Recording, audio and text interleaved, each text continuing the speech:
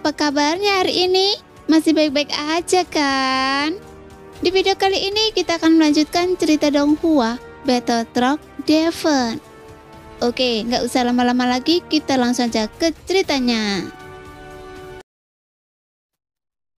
Xiaoyan, terakhir kali saya kira Anda beruntung lolos dari kejaran 4 orang yang saya kirim. Tapi saya tak menyangka Anda sekuat ini.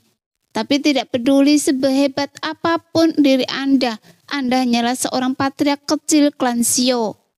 Di hadapan istana obat saya, klan Xiao, Anda hanyalah seekor semut. Kali ini saya akan membiarkan seluruh klan Xiao Anda dikubur bersama anak-anak saya. Penguasa istana obat menyimpulkan dalam hatinya bahwa Xiaoyanlah pelakunya. Urat-urat di wajahnya muncul dan ia meraung dan memerintahkan. Sampaikan perintah saya, segera kumpulkan orang-orang, karena saya ingin menghancurkan klan Xiao. Tuan istana, Anda tidak boleh melakukan itu. Tetua kedua buru-buru melangkah maju dan menasihati. Klan Xiao ada di Xiao Mansion di kota Jushi, dan Anda tidak boleh bertindak di kota Jushi. Tetua ketiga juga melangkah maju untuk mencegahnya. Xiao Mansion dan Aliansi Pedang adalah mitra. Aliansi Pedang tidak akan pernah tinggal diam dan menyaksikan kehancuran Xiao Mansion. Lagi pula, Kaisar Iblis dan Xiaoyan ada saudara. Jika kita bertindak melawan klan Xiao, Kaisar Iblis kemungkinan besar akan bertindak melawan kita. Mohon pikirkan lagi, Tuan Istana. Aturan yang tidak boleh dilawan kota Jushi hanyalah membatasi pasukan kecil dan menengah. Jika istana obat saya bersikeras membuat pengecualian, hal terburuk yang bisa terjadi adalah memberikan penjelasan dan sejumlah kompensasi kepada pasukan besar setelahnya. Penguasa istana obat melotot dengan amarah yang membara di hatinya. Aliansi Pedang belum berani menghadapi amarah istana obat saya, dan saya tidak percaya mereka akan berani melawan istana obat saya hanya demi klan Xiao. Adapun Kaisar Iblis King Horan, dia belum menjadi kekuatan yang harus diperhitungkan. Jika dia melawan istana obat saya demi klan Xiao, itu hanya akan memperburuk penyatuan klan iblis. Saya juga tidak percaya dia akan mengabaikan penyatuan klan iblis. Tapi, tetua kedua ragu sejenak dan melanjutkan. Kamar dagang telah lama mengincar pasar obat istana obat kita. Bukan tidak mungkin mereka akan memanfaatkan kesempatan untuk mendukung Xiao Mansion bergabung dengan ras manusia, iblis, dan monster untuk menghancurkan istana obat kita. Penguasa istana, jangan lupa bahwa Zhen Bufan adalah adik Zhen Zhongfu. Dan menurut informasi yang kami terima, Raja Iblis telah mengunjungi Xiao Mansion secara langsung. Dan hubungan antara ras monster dan Xiao Mansion tampaknya tidak sederhana. Jika situasi 4 kekuatan utama bergabung benar-benar muncul, itu akan menghancurkan istana obat kita. Tetua pertama juga cemas. Apa yang dikatakan tetua kedua sangat benar. Ras manusia, ras iblis, dan ras monster semuanya memiliki kepentingan di kamar dagang. Jika kamar dagang mendukung Xiao Mansion dengan motif tersembunyi, itu melibatkan kepentingan 3 ras utama, dan kemungkinan mereka bergabung memang sangat tinggi. Penguasa istana. Karena mengenai keselamatan istana obat, ketua keempat juga berdiri. Selain itu, kita harus mengakui bahwa di gua darah pembunuh, hidup dan mati ditentukan oleh kekuatan. Tidak masuk akal bagi kita untuk menyerang klan Xiao, dan mudah untuk memberi alasan kepada kekuatan super ini. Belum lagi kita tidak memiliki bukti untuk membuktikan bahwa Xiaoyan yang melakukannya. Bergabung tidak masuk akal, tidak ada bukti. Kata-kata ini seperti baskom berisi air dingin yang dituangkan ke kepala, sehingga menenangkan kemarahan penguasa istana obat. Kemudian dia mengamati kerumunan dengan tatapan tegas, dan kesuraman di matanya semakin menjadi-jadi. Kalau begitu, katakan pada penguasa istana ini, apakah Anda akan membiarkan klan Xiao pergi seperti ini? Bagaimana mungkin? Siapapun yang berani memprovokasi istana obat tidak akan berakhir baik. Melihat kepala istana perlahan-lahan tenang, suara tetua kedua agak muram. Meskipun kita tidak bisa menyerang klan Xiao, kita bisa mengirim orang untuk memburu Xiaoyan. Kemudian penguasa istana dan berteriak, membunuh Xiaoyan saja tidak cukup untuk melampiaskan kebencian saya. Tetua kedua menelan ludahnya dan berkata, penguasa istana, selama Xiaoyan disingkirkan, klan Xiao tidak akan lagi memiliki kemungkinan untuk terus bekerja sama dengan aliansi pedagang. Dan mau tidak mau harus kembali ke negara kekaisaran. Saat itu kelangsungan hidup seluruh klan Xiao akan berada di tangan kita, kan? Di akhir ucapannya, tetua kedua mengulurkan telapak tangannya dan mengepakkannya dengan kuat, seolah-olah dia telah mengendalikan nasib klan Xiao. Setelah mendengar kata-kata tetua kedua, penguasa istana obat menatap kubah aula. Wajahnya terus berubah dan dia tidak berbicara untuk waktu yang lama. Seolah-olah dia sedang berjuang keras di dalam hatinya. Setelah beberapa lama, ia menundukkan kepalanya dan berkata, saya akan melakukan apa yang Anda katakan. Kali ini Anda harus berhasil untuk saya. Jika seperti terakhir kali, saya tidak hanya akan bertanya pada Anda, apa Anda mendengar saya? Teriakan tiba-tiba itu sangat mirip dengan suasana hati Master Istana Obat yang berubah-ubah saat ini, dan membuat orang-orang yang baru saja menaruh hati mereka ketakutan. Terakhir kali, kita tidak tahu kekuatan Xiaoyan, dan kita benar-benar meremehkannya. Tetua pertama buru-buru menjelaskan, lalu segera berjanji. Itu tidak akan terjadi kali ini. Dia keluar dari gua darah pembantaian kali ini. Saya perkirakan dia akan segera menembus bintang 5. Saya juga berpikir begitu. Tetua kedua mengangguk. Untuk memastikan Xiaoyan bintang 5 terbunuh tanpa kesalahan, saya rasa kita harus mengirimkan Dodi bintang 6 kali ini. Ya, tetua pertama mengangguk setuju. Menurut pendapat saya, untuk memastikan dia terbunuh, kali ini kita kirimkan 2 Dodi puncak bintang 6, ditambah 5 Dodi tahap tengah bintang 6. Saya yakin bahkan jika Xiaoyan punya pembantu, dia pasti akan mati. Untuk meredakan amarah Master Istana, tetua pertama memiringkan telapak tangannya dan membuat gerakan memenggal kepala. Sudah, segera perketat pengawasan keberadaan Xiaoyan. Saya ingin melihat kepala Xiaoyan lebih cepat lebih baik. Master Istana berkata dengan dingin, lalu pergi dengan melambaikan lengan bajunya, yang membuat orang-orang di aula terkagum.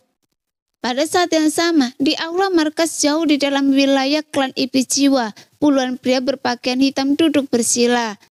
Dan kabut di wajah mereka menebal menjadi puluhan awan gelap. Gua darah pembunuh ditutup, dan Hun Yingjue belum kembali. Kalian semua tahu kan? Suara serak itu berasal dari pemimpin klan Iblis Jiwa. Bawahan tahu itu. Tetua ketiga mengangguk pelan. Sepertinya Hu Yingjue telah mengalami kecelakaan. Ini adalah kerugian terbesar kita dalam beberapa tahun terakhir. Saya ingin tahu siapa pelakunya. Saya juga ingin tahu. Suara serak pemimpin klan Iblis Jiwa terdengar lagi, dan nadanya yang kejam terasa menusuk. Hun Yingjue adalah seorang jenius langka di klan kita. Dia kuat dan menguasai pembunuhan, baik dalam melacak maupun bersembunyi. Tak seorang pun di level yang sama dapat menandinginya. Jika dia benar-benar terbunuh di gua darah pembunuh, saya tak percaya. Tetua kedua bertanya. Sehebat apapun dia bersembunyi, sulit untuk menghindari deteksi kekuatan jiwa. Akankah dia dibunuh oleh seorang jenius dengan kekuatan jiwa yang kuat? Menurut laporan mata-mata dan Bingyan yang memiliki kekuatan jiwa yang kuat tidak kembali ke istana obat. Mungkinkah mereka berdua mati di sana? Ini tidak mungkin. Kepala klan Iblis Jiwa mengernyitkan bibirnya beberapa kali. Anda tidak tahu kalau Hu Yingjue masuk dengan token tembus pandang. Jika Hu Yingjue berinisiatif memprovokasi dan Bingyan, maka dan Bingyan tidak akan bisa mengancam Hu Yingjue. Urat-urat di dahi klan Iblis Jiwa berdenyut-denyut. Kali ini, klan Iblis Jiwa tidak hanya kehilangan Hu Yingjue, seorang jenius tak tertandingi yang langka dalam puluhan ribu tahun, tetapi juga kehilangan harta karun klan iblis jiwa, token tembus pandang. Jadi bagaimana mungkin dia tidak marah? Tetua yang sedari tadi duduk terdiam setuju. Memang, dengan kemampuan penyembunyian Hu Yingzue, jika Hu Yingzue dengan kartu gaibnya tidak berinisiatif untuk muncul dan memprovokasi para jenius tak tertandingi itu, tak seorang pun bisa membuatnya celaka. Berbicara tentang ini, ia tiba-tiba teringat sesuatu. Hu Yingzue masuk ke dalam ilusi untuk membunuh Xiaoyan, tetapi sekarang Xiaoyan telah keluar hidup-hidup dan sehat, dan saya dengar dia berada di peringkat pertama dalam hal membunuh jasa. Mungkinkah itu dia? Saya rasa itu memang dia. Pemimpin klan jiwa iblis mengangguk dingin dan berkata dengan marah, Xiaoyan ini telah berulang kali menghancurkan rencana kita di negara kekaisaran, menyebabkan kita kehilangan pasukan dan jenderal satu demi satu. Sekarang dia telah membunuh Yingzue. Orang ini harus mati. Jika tidak, dengan potensinya dia pasti akan menjadi batu sandungan terbesar bagi klan iblis jiwa kita di masa depan. Tetua ketiga, Anda harus segera mengirimkan penilaian kekuatan Xiaoyan kepada aliansi bayangan dan meminta mereka untuk memberi perhatian khusus pada Xiaoyan. Jangan biarkan mereka gagal lagi karena meremehkan kekuatan Xiaoyan seperti terakhir kali. Kali ini kita harus memastikan tidak ada kesalahan. Setelah pemimpin klan jiwa iblis selesai berbicara, dia perlahan menutup matanya dan berhenti berbicara. Kemudian sosok-sosok di aula perlahan bubar. Di aula cabang aliansi bayangan, pemimpin aula cabang melirik sepotong informasi yang baru saja diterima dan alisnya berkerut erat. Dari informasi yang dikirim oleh klan iblis jiwa, Xiaoyan memang perlu ditaksir terlalu tinggi. Namun aliansi bayangan punya aturannya sendiri. Kali ini mereka hanya bisa mengeluarkan perintah pembunuhan misterius level 2. Dodi tahap akhir bintang 6 melawan Dodi tahap awal bintang 5 seharusnya sudah cukup. Namun, kepala aula cabang segera menggelengkan kepalanya lagi, mencubit alisnya dengan erat dan tatapan tajam terpancar di matanya. Tidak, untuk memastikan semuanya aman, kita harus mengirim 2 Dodi tahap tengah bintang 6 lagi. Xiaoyan merupakan kehormatan bagi Anda untuk membuat aliansi bayangan gagal dan membuat klan iblis jiwa kehilangan seorang jenius yang tak tertandingi. Tetapi ini juga merupakan kemalangan Anda. Nada suara kepala aula cabang menjadi semakin tajam. Kali ini Anda akan mati. Hampir di saat yang sama ketika 3 kekuatan utama Istana Obat, klan iblis jiwa dan aliansi bayangan sedang mendiskusikan cara menghadapi Xiaoyan, aula keluarga Zhen yang megah juga diselimuti awan gelap. Kepala keluarga Zhen, Zhen Zhongfu yang juga kaisar manusia, mengenakan jubah perang naga emas dan duduk di kursi naga sambil memainkan cincin giok di tangannya. Tetapi matanya dipenuhi amarah, sehingga para tetua yang duduk di kedua sisi tidak berkata apa-apa, hanya menatap pria berbaju putih yang berlutut di tengah aula dengan keterkejutan dan penyesalan di mata mereka. Pria berbaju putih ini adalah Zhen Jian yang telah kembali dari gua pembantaian darah, tetapi saat ini kesombongannya telah lenyap. Tatapannya dekaden dan kosong, dan ia tampak seperti mayat berjalan. Melihat itu, Zhen Zhongfu berkata dengan marah, selama perjalanan ke gua pembantaian darah ini, saya menaruh harapan besar pada Anda, berharap Anda dapat memenangkan kejayaan bagi keluarga Zhen saya, dan mengalahkan para jenius tak tertandingi lainnya. Suaranya sangat pelan, penuh amarah yang sulit dilepaskan. Tapi saya tak pernah menyangka, Anda akan dikalahkan oleh Xiaoyan sebelum bertarung dengan para jenius tak tertandingi lainnya. Setelah Anda kembali, Anda mabuk-mabukan setiap hari dan tak berniat berlatih. Siapa yang bisa memberitahu saya apa yang terjadi? Bagaimana mungkin kepala keluarga baru dari keluarga yang berafiliasi dengan keluarga Zhen bisa mengalahkan jenius tak tertandingi dari keluarga Zhen yang saya tunjukkan sendiri? Dan membuat jenius tak tertandingi dari keluarga Zhen saya begitu dekaden. Pada akhirnya, Yen Xiongfu murka dan cincin giok di tangannya pecah berkeping-keping. Mendengar kata Xiaoyan, Zhen Jian tiba-tiba mengangkat kepalanya dan amarah yang tak terelakkan melintas di matanya. Tetapi sayangnya itu hanya kilasan dan tatapannya tiba-tiba meredup lagi. Apa? Anda tidak mau bicara kan? Biarkan saya yang mengurus Anda kan? Melihat Zhen Jian masih diam, Yen Xiongfu mengangkat alisnya dan raut wajahnya yang dingin tampak ganas. Namun Zhen Jian telah dicintai oleh para tetua sejak ia masih kecil. Jadi tetua tertua di samping buru-buru berbicara untuk memohon Zhen Jian. Tenanglah Patriark, saya rasa Zhen Jian tidak bermaksud membantah. Tapi pasti ada cerita di balik layar yang tidak kita ketahui. Tetua kedua juga berbicara untuk memohon Zhen Jian. Apa yang dikatakan tertua masuk akal. Kita telah menyaksikan Zhen Jian tumbuh sejak kecil dan kita sangat mengenal karakternya. Sekarang dia sedang terpuruk dan itu pasti bukan hanya karena kekalahannya. Permohonan kedua tetua itu sedikit menenangkan Zhen Xiongfu. Ia menatap Zhen Jian yang rambutnya acak-acakan dan mengerutkan kening dalam-dalam. Kemudian dia berkata, "Pergi dan panggil beberapa orang yang pergi ke gua pembunuhan bersama Zhen Jian." Ya. Setelah beberapa saat, 4 murid keluarga Zhen berpakaian putih di bawah masuk, berlutut di tanah dengan gemetar dan tidak berani melihat ke atas. Laporkan kepada saya secara rinci pertempuran antara Zhen Jian dan Xiaoyan.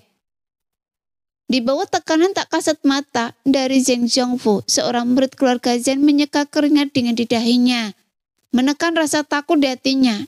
Setengah mendongak, mereka melirik Zhen Jian, lalu melirik Zhen Xiongfu sebelum bercerita. Saat itu kami bertemu Xiaoyan secara kebetulan. Tuan Zhen Jian dan Xiaoyan berselisih paham, jadi mereka bertarung. Kami tidak menyangka Xiaoyan begitu kuat dan Tuan Zhen Jian juga menggunakan 9 pedang kaisar tertinggi. Pada titik ini, pria berbaju putih itu sedikit ragu. Lanjutkan.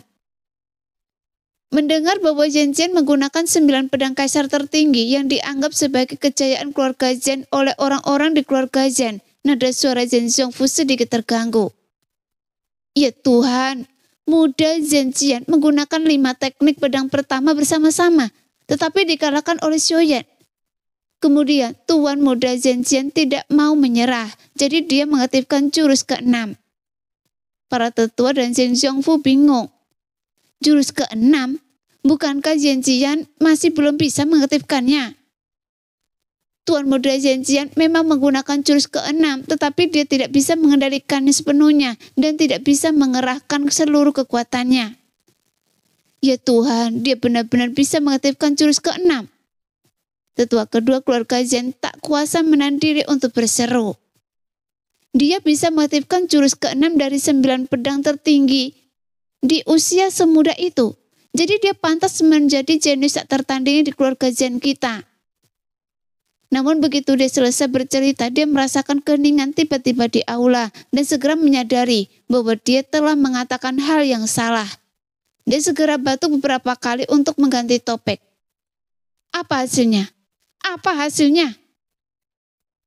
Murid keluarga Zhen yang menjawab melirik Zhen Jian yang seluruh tubuhnya gemetar, menundukkan kepalanya dan menjawab.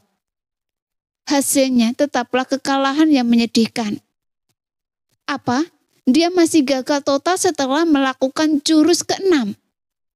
Mata Zhen Xiongfu melebar dan dia langsung berdiri. Tekanan dari Kaisar Du bintang 8 tiba-tiba meledak. Ia membuat keempat murid keluarga Zhen langsung muntah darah dan terhuyung mundur beberapa langkah. Sebelum mereka hampir tidak bisa berdiri tegak. Sambil menahan gejolak darah di dadanya, murid keluarga Zhen yang menjawab tidak peduli dengan luka di tubuhnya dan buru-buru menjelaskan kepada Zhen Xiongfu. Saya tidak berani menyembunyikan apapun. Kekalahan ini sungguh menyedihkan. Jika Xiaoyan tidak berhenti sejenak, Tuan Zhen Jian mungkin sudah mati di tempat. Mulut Zhen Xiongfu berkedut dan ia berdiri di sana cukup lama sebelum perang duduk. Wajahnya muram seolah tertutup lapisan es yang tak cair selama 1000 tahun. Semua orang yang hadir tahu betapa kuatnya jurus ke-6 dari 9 pedang kekaisaran dan fakta bahwa Xiaoyan mampu berhenti sejenak. Maka Zhenjian menggunakan jurus ke-6 dan meraih kemenangan besar sudah cukup untuk membuktikan bahwa Xiaoyan benar-benar tenang saat melawan Zhenjian. Dengan kata lain, jika Xiaoyan bertarung sekuat tenaga, Zhenjian mungkin tidak akan mampu mengalahkannya dalam satu ronde. Oleh karena itu, kekuatan ini terlalu menakutkan bagi Zhenjian. Jadi tidak heran Zhenjian tak mampu pulih. Sehingga semua orang yang mengerti alasan mengapa Zhenjian terdiam. Setelah memahami alasan mengapa Zhenjian tidak dapat pulih, para anggota senior keluarga Zhen terkejut dengan kekuatan Xiaoyan yang luar biasa, sehingga keheningan menyelimuti aula. Akhirnya Zhen Zhongfu dengan cemberut dan wajah muram memecah keheningan. Bagaimana pendapat Anda tentang masalah ini? Tetua itu ragu sejenak, lalu perlahan berkata, jika itu ras lain, kita masih bisa menghukumnya. Tetapi Xiaoyan adalah kepala keluarga dari keluarga afiliasi kita. Dan belas kasihannya pada Zhenjian juga menunjukkan bahwa Xiaoyan telah mempertimbangkan nama keluarga Zhen kita. Jadi masalah ini agak rumit. Sudah mempertimbangkan nama keluarga Zhen kita. Ini tidak lebih dari mempertimbangkan perasaan putri saya. Meskipun hatinya tidak setuju, wajah Zhen Zhongfu tidak menunjukkan ekspresi apapun. Ia mengalihkan pandangannya ke tetua ketiga yang diam. Melihat kepala keluarga menatapnya, tetua ketiga dengan lembut mengelus jenggot abu-abunya dan berkata, meskipun keluarga Zhen kita telah kehilangan seorang jenius yang tak tertandingi, tapi seorang jenius yang lebih cemerlang dan tak tertandingi juga telah muncul di keluarga kita. Dan perspektif keseluruhan, kita pada akhirnya lebih banyak bahagia daripada sedih. Hanya saja tindakan Xiaoyan kali ini telah sedikit merusak reputasi keluarga Zhen kita. Jadi kita perlu mempertimbangkan dengan cermat bagaimana mencapai keseimbangan yang tepat dalam menangani masalah ini. Zhen Zhongfu mengangguk sedikit dan menatap tetua kedua lagi. Tetua kedua berpikir sejenak dan berkata, keluarga Xiu selalu memiliki hubungan yang sangat dekat dengan aliansi pedagang selama bertahun-tahun. Mereka telah menghasilkan banyak uang dari Qingling Liquid dan telah membuat kemajuan pesat. Kekuatan mereka jauh dari sebanding dengan masa depan. Mereka tidak hanya menyatukan Disho, tetapi mereka juga telah memindahkan seluruh keluarga mereka dari Disho ke kota Jushi. Semua ini terjadi setelah Xiaoyan datang ke benua Dodi. Jika tidak cukup memperhatikan hal ini sebelumnya, atau kita tidak memperhatikannya sama sekali, kita tidak tahu banyak tentang situasi klan Xiu saat ini. Saya rasa, haruskah kita meminta Zhen Bufan untuk datang? Dia seharusnya tahu lebih banyak tentang situasi klan Xiu. Mari kita tanyakan padanya dan kemudian membuat keputusan. Harus dikatakan bahwa adegan ini adalah interpretasi terbaik dari pepatah kekuatan menentukan segalanya. Zhen Zhongfu merutkan kening lagi, berusaha sekuat tenaga untuk menenangkan emosinya. Setelah sekian lama ia menurunkan tangannya, mengembuskan nafas yang seakan tertahan di dadanya dan berkata, Anda harus segera memanggil Bufan. Baik. Seseorang segera menuruti perintah itu sambil menatap Zhenjian dan 5 orang lainnya yang masih berlutut. Tatapannya terpaku sejenak dan wajah Zhen Zhongfu memancarkan kekecewaan total. Namun ia segera pulih seperti biasa dan berkata dengan ringan, Anda bisa mundur dulu. Zhenjian, Anda tidak sehebat yang lain dan Anda tidak tahan dengan kemunduran. Jadi Anda tidak bisa menyalahkan orang lain. Mudah untuk pulih dari penyakit fisik, tetapi sulit untuk menghilangkan sakit hati. Di masa depan, itu tergantung pada keberuntungan Anda sendiri. Sambil menatap Zhenjian yang tatapannya masih kosong saat ia pergi, semua tetua tak kuasa menahan desahan dalam hatinya. Merasa sedikit berat dan diam-diam menunggu kedatangan Zhen Bufan, karena kamar dagang terhubung dan keluarga Zhen melalui lubang cacing. Tak lama kemudian langkah kaki terdengar di pintu dan Zhen Bufan berjalan ke aula dengan senyum tipis. Ada urusan apa sampai saya harus datang secepatnya?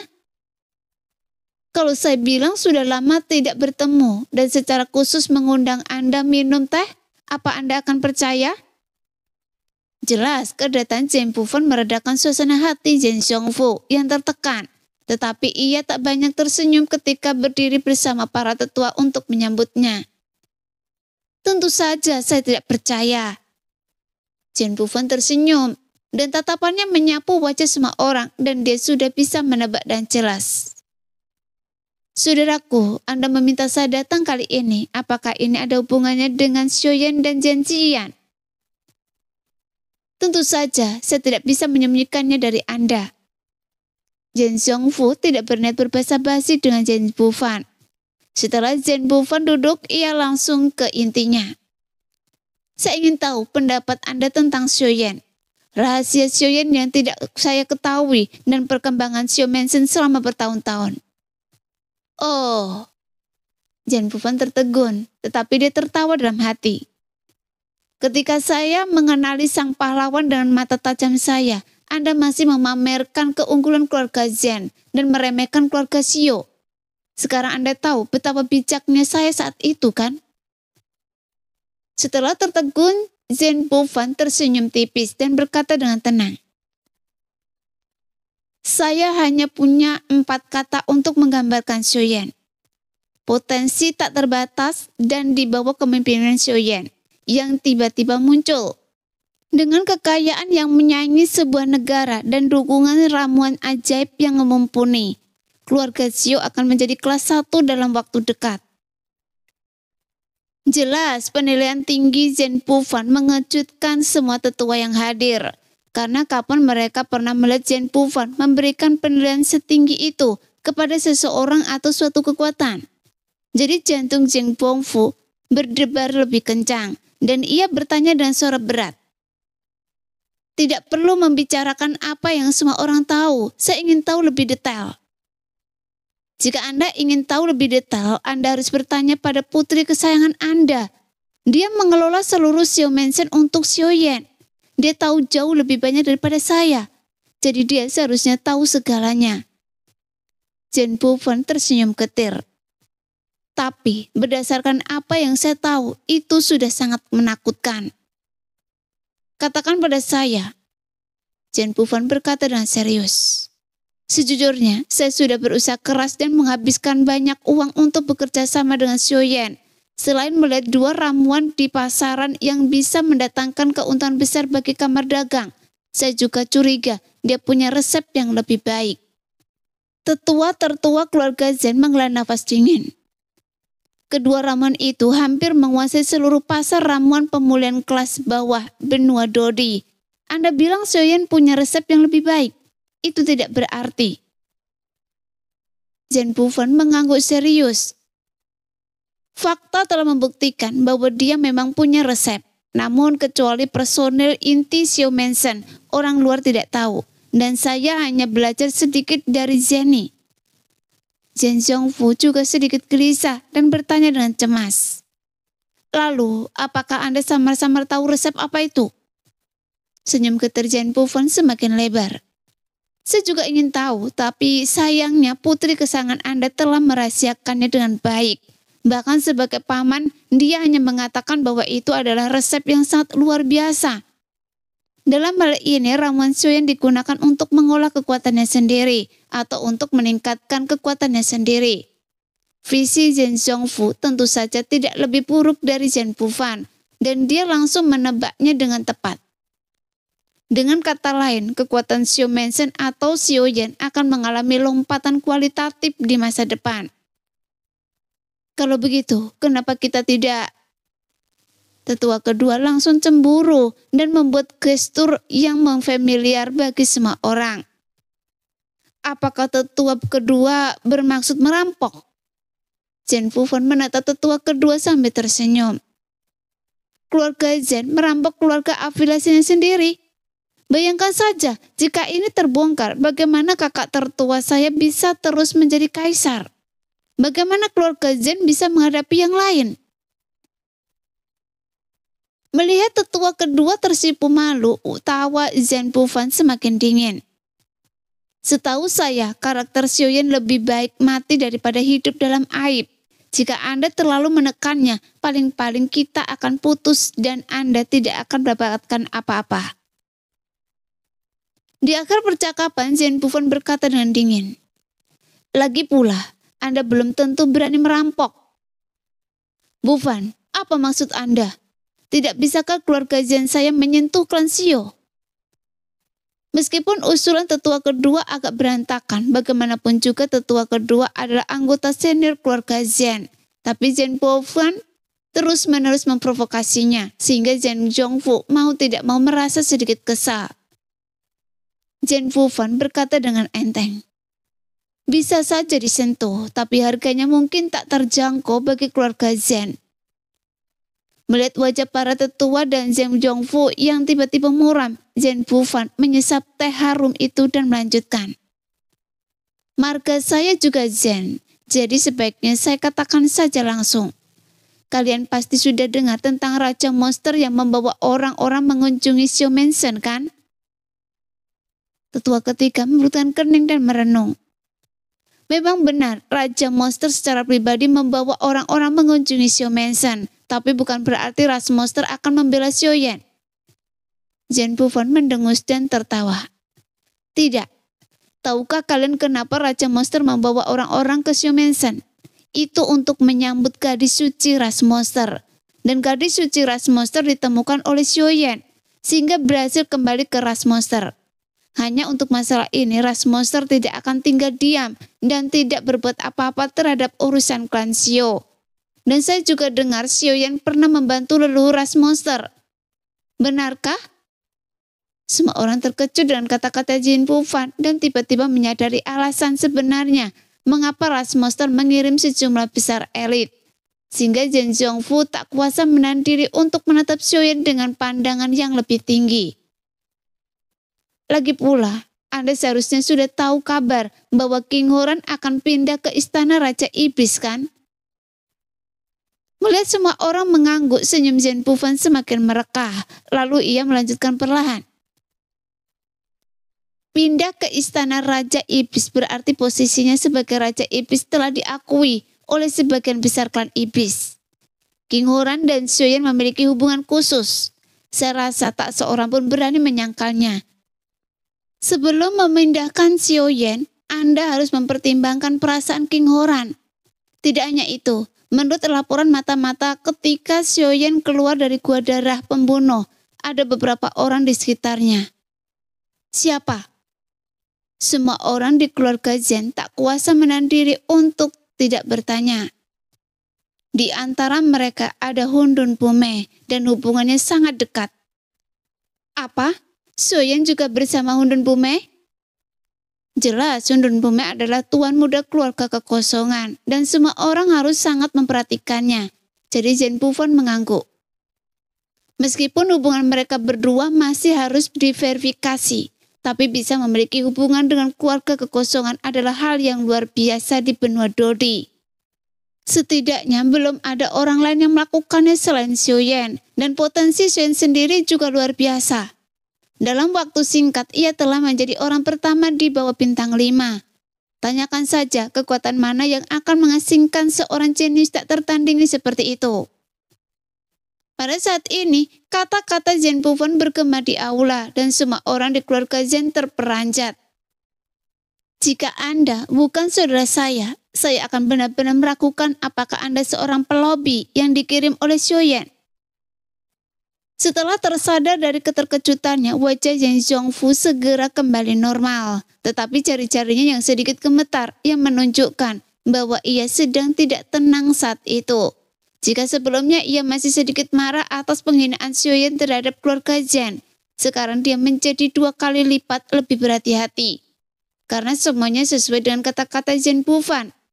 Seorang jenius dengan potensi besar seperti Xiaoyan akan dicoba oleh semua kekuatan untuk memenangkannya. Tapi bagaimana cara memenangkannya adalah pertanyaan yang harus ia pertimbangkan dengan matang. Namun statusnya sebagai kaisar manusia membuatnya tidak mudah mengungkapkan pikirannya. Sehingga perubahan menjadi ejekan yang tampak acuh tak acuh. Bagaimana mungkin Jen Bufan tidak tahu apa yang dipikirkan kakak laki-lakinya? Ia juga tersenyum tipis.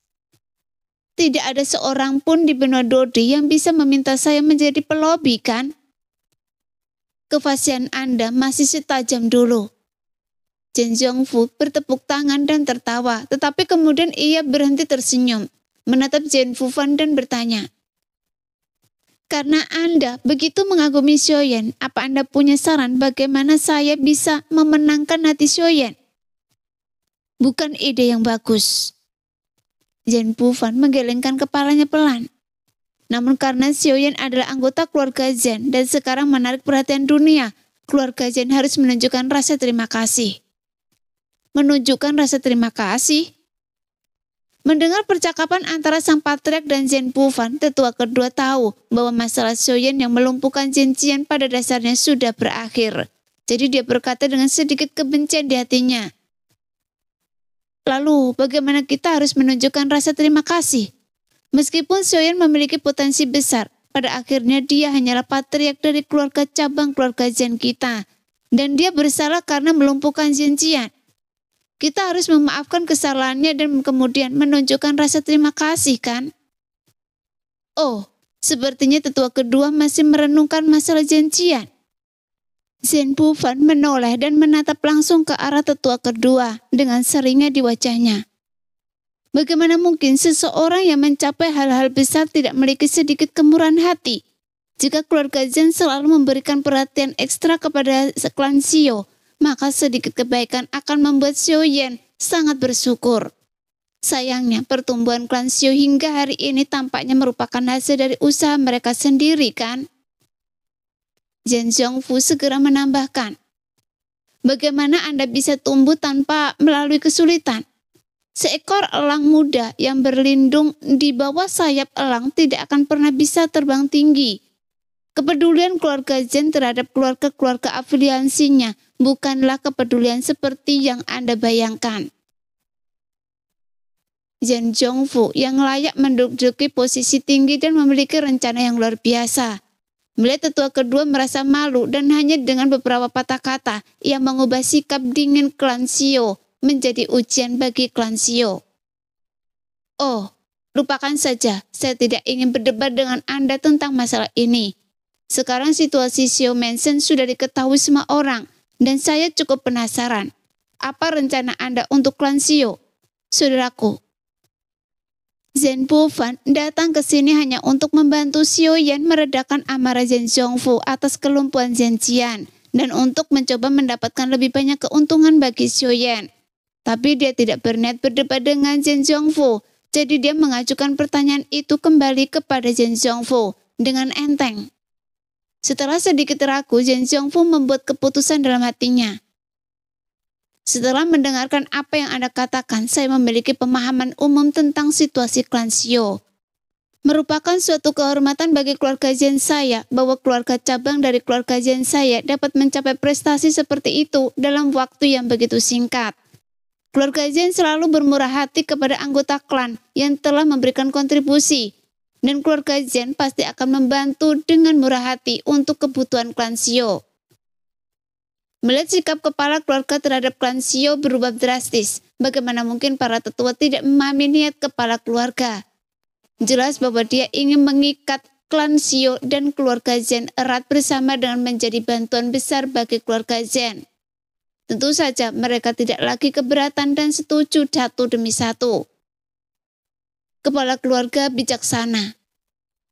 Setelah mengangguk sedikit kepada para tetua, Zen Zhongfu bertanya kepada Zen Zhufan.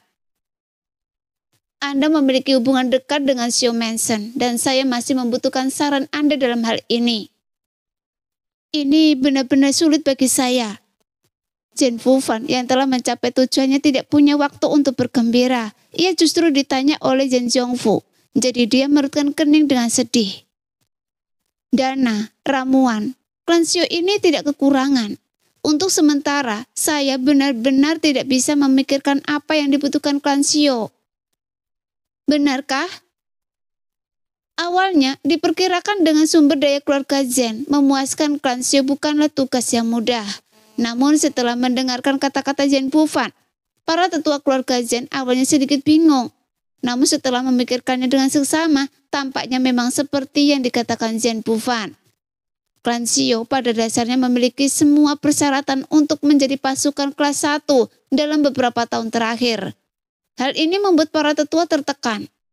Jika mereka bahkan tidak bisa memberi hadiah kepada klan Shio, wajah keluarga Zen benar-benar tidak tahu harus meletakkannya di mana. Jadi tetua ketiga dengan hati-hati mengusulkan, kekuatan baru, meskipun sumber daya dasarnya mencukupi, seharusnya masih kekurangan akumulasi keterampilan bertarung kan? Alasan untuk berhati-hati adalah karena ia terpukul oleh perkembangan pesat klan Shio. Demikianlah cerita hari ini. Kita lanjut lain hari ya guys ya. Bye-bye.